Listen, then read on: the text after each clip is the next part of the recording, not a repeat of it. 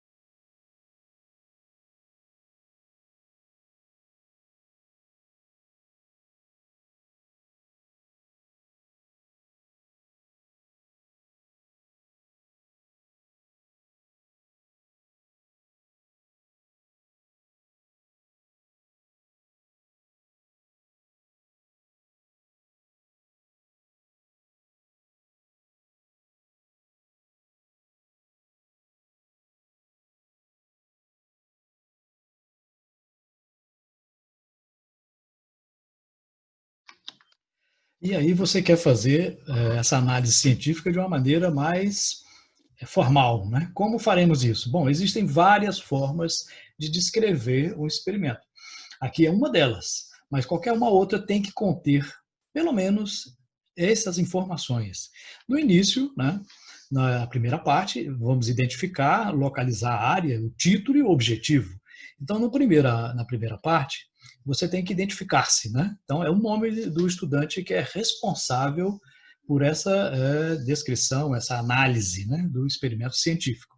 Depois você vai colocar aqui a parte da física que está relacionada, né? É mecânica, é eletricidade, é ótica, especificando, né? Então, por exemplo, qual é a parte da ótica? Ótica física, ótica geométrica, ondas mecânicas, ondas eletromagnéticas. Então, é importante ao observar o experimento que você identifique qual é a área específica da física que está sendo analisada. É o movimento retilíneo, o movimento curvilíneo. Né? Depois você vai colocar um título. Nesse título, nunca você começa com um verbo. Né? Sempre coloca avaliação, análise, investigação. Lembrando que em qualquer descrição, análise ou relatório, né, você sempre, nunca coloca na primeira pessoa. Né? Eu analisei, eu fiz isso. Não, nunca se coloca. No objetivo, você vai começar com o verbo. Tá? Avaliar, determinar, investigar. Né? Então, título sem verbo, objetivo com verbo. Então, nunca usar a mesma raiz da palavra nos dois. Então, determinação, determinar. Avaliação, avaliar. Não, isso fica um som ruim para descrever, né? Isso denota pobreza de linguagem, né? Que não se deve ter em um relatório científico. Né? Na segunda parte, nós iremos fazer uma representação esquemática e os materiais utilizados. Né? Na representação, né, você vai colocar aqui, ilustrar o que foi analisado em forma de esquemas ou desenhos. Né? Não precisa ser um desenho artístico, bonito, não, mas um desenho que possa se identificar o que é. Pode ser triângulos, quadrados, círculos, não tem problema. Pode ser figura geométrica, mas que identifique com um nome ou então com uma referência. Você vai visualizar o experimento indicando as partes principais deste experimento. Depois vai colocar os materiais que foram utilizados. Né? Foi utilizado uma régua para quê? Para isso foi utilizado. Então, a descrição tem que colocar os materiais e como eles foram utilizados ali naquele experimento. ok? Na terceira, sim, importante nessa parte, deve-se colocar os detalhes do experimento observado. Ou seja, né, tem que ficar sempre bem detalhado, é a parte mais detalhada de uma descrição ou de um relatório, né, de uma coisa que você está observando. E a terceira e última parte, você vai colocar quais os princípios da física que foram identificados naquele fenômeno. Nessa primeira parte aqui, você vai enumerar conceitos, leis, lei de Newton, primeira lei de Newton, segunda lei de Newton, né? Qual é o princípio da termodinâmica, qual é a teoria da física que foi comprovada, qual é o conceito físico que está relacionado àquele experimento. E na última parte você vai fazer uma discussão dos resultados, né?